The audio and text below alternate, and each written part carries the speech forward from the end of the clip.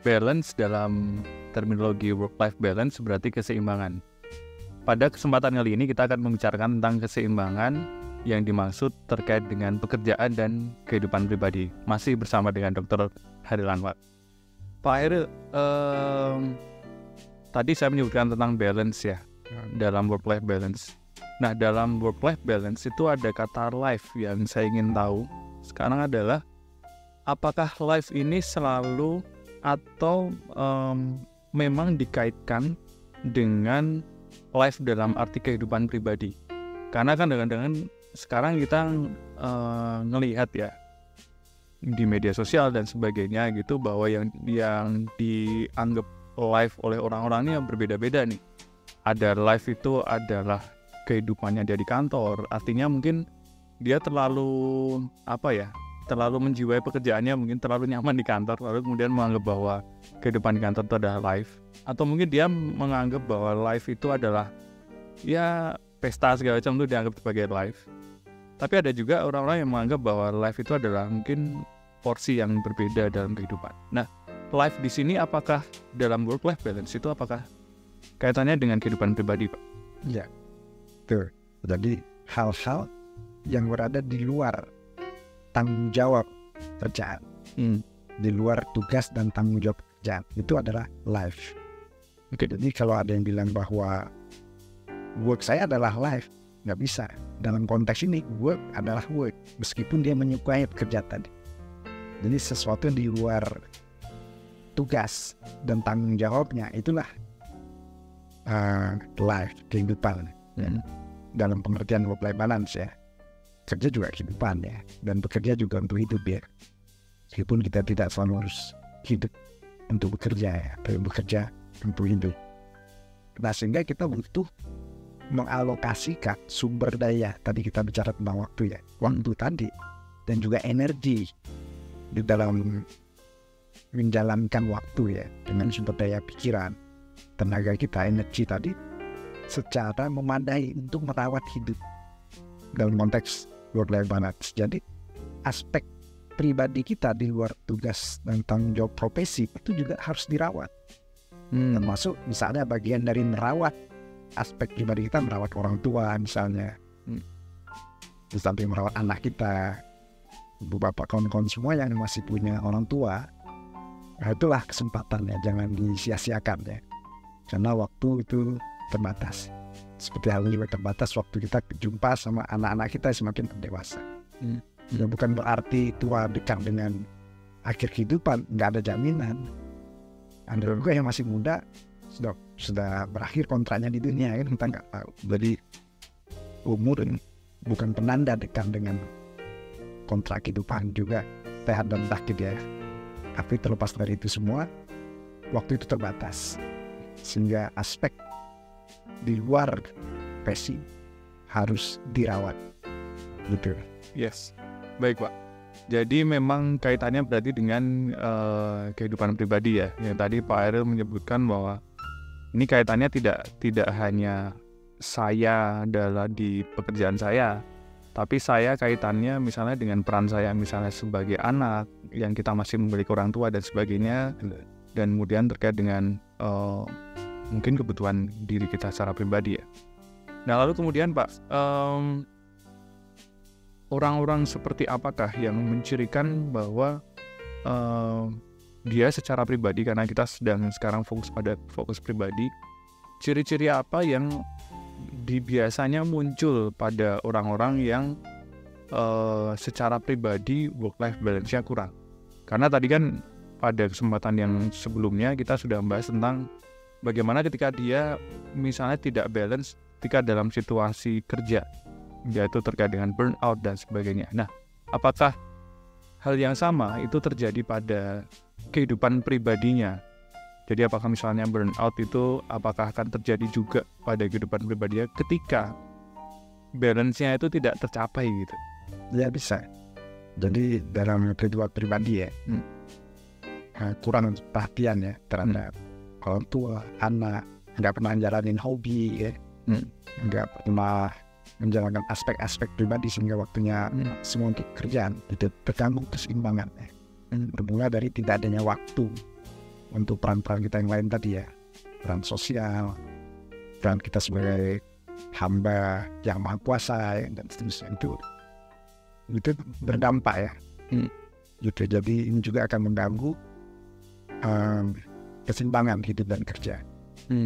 Terlalu berat pada salah satu aspek tadi ya, sehingga kita tidak sejahtera. Ya, dalam artian sejahtera itu kan memanfaatkan waktu ya untuk sesuatu yang bernilai, itu sejahtera. Jadi sejahtera itu identik dengan kebahagiaan. Kalau kaya identik dengan kesenangan. Sejahtera itu ada di dalam hati ya.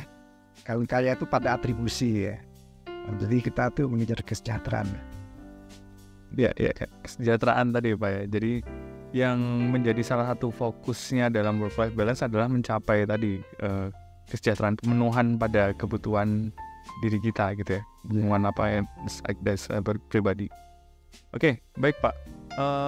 Nah, lalu kemudian begini Pak, sebagai pribadi kita kan dalam kehidupan sekarang ya, terutama bagi rekan-rekan ya sahabat pembelajar juga yang sekarang saat ini sedang bekerja di BPK ya. Kita kan menghabiskan waktu kebanyakan ya terus terang di kantor gitu kan Pak ya.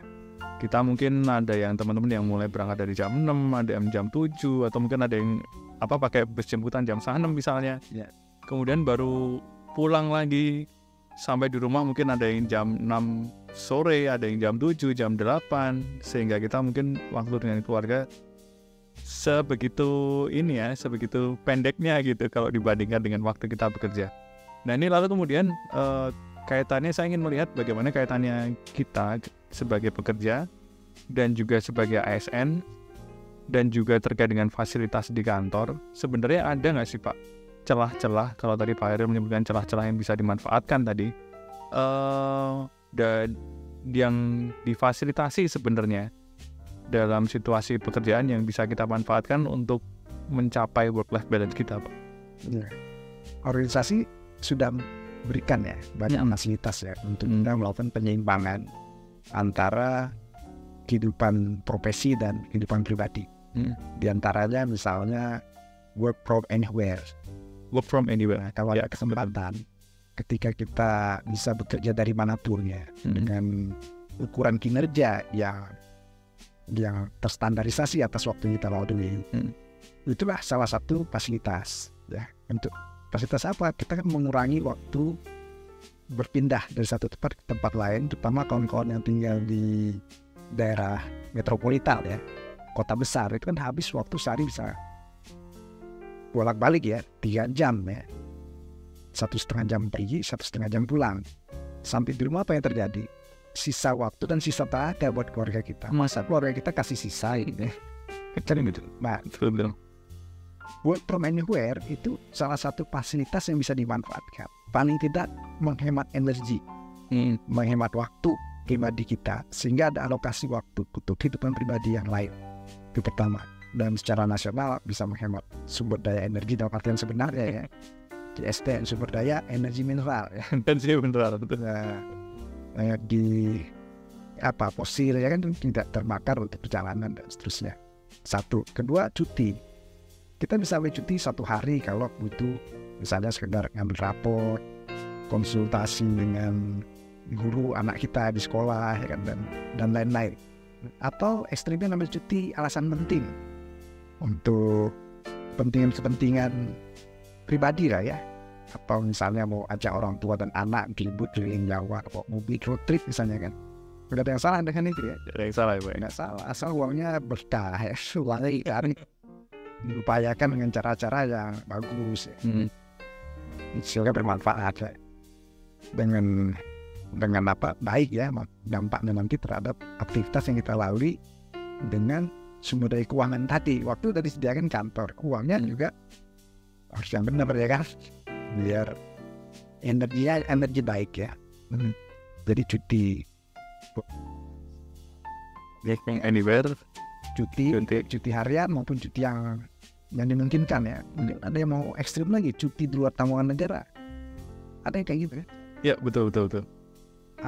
Ada tetangga saya itu ambil CLTN, dia merawat ayahnya. 1 tahun 2 tahun benar-benar rawat versi. Ya itu juga fasilitas ya, yang dalam situasi tertentu bisa kita manfaatkan ya.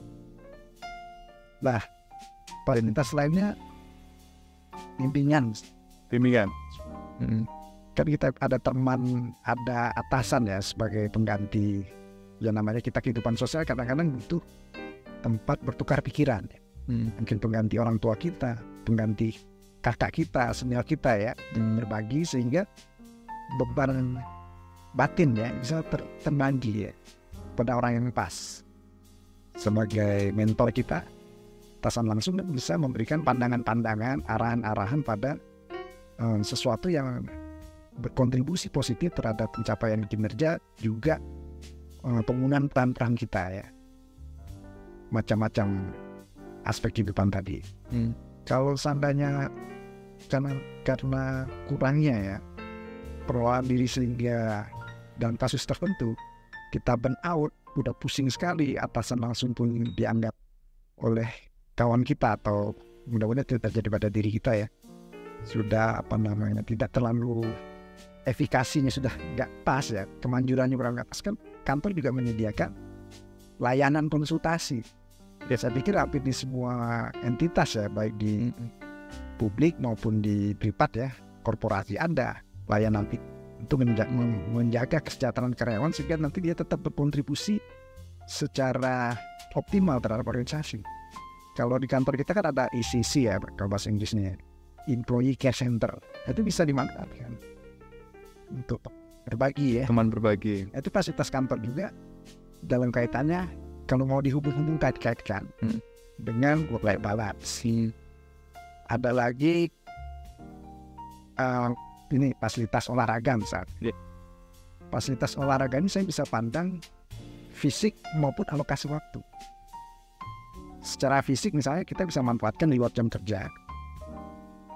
Kita bisa gym, main olahraga apa kayak gitu. Ada kelompok-kelompok hobi tertentu, hobi panahan, hobi futsal ya, hobi-hobi yang lain yang itu juga memenuhi aspek dan peran kehidupan kita yang lain. Nah dari sisi fasilitas fisik, fasilitas waktu, saya pikir alokasi waktu untuk olahraga seperti hari Jumat ya, pagi sampai pukul tertentu itu juga fasilitas, karena ada semacam pembolehan ya kita beraktivitas di luar pekerjaan kita untuk masa yang tidak terlalu banyak gitu ya waktunya, melakukan pemulihan fisik ya, penyegaran ya melalui senam bersama misalnya atau pilihan-pilihan olahraga. Itu juga fasilitas yang disediakan ya buat kita ASN ya, untuk di semua kementerian lembaga Anda. Kalau yang berkaitan dengan menjaga kedaulatan lebih banyak lagi di aspek itu gitu ya. Juga misalnya ada hari-hari tertentu yang sifatnya occasionally ya, macam peringatan hari ulang tahun organisasi, peringatan hari ulang tahun negara ya, Republik Indonesia. Itu kan ada aktivitas-aktivitas yang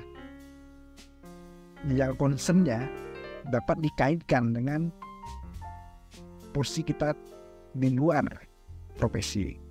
Ada lomba menyanyi misalnya, ada lomba apapun ya, lomba lari, tapi bukan lari dari kenyataan. Nah, itu bisa dibaca sebagai fasilitas yang disediakan buat ASN.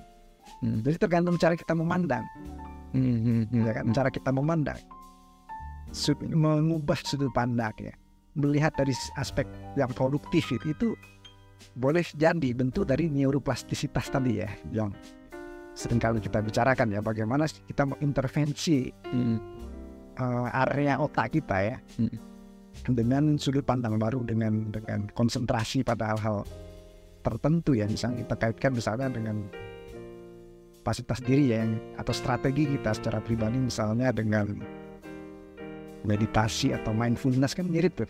Itu sebagai bentuk intervensi kita terhadap proses keluarnya hormon-hormon ya di dalam tubuh kita ya.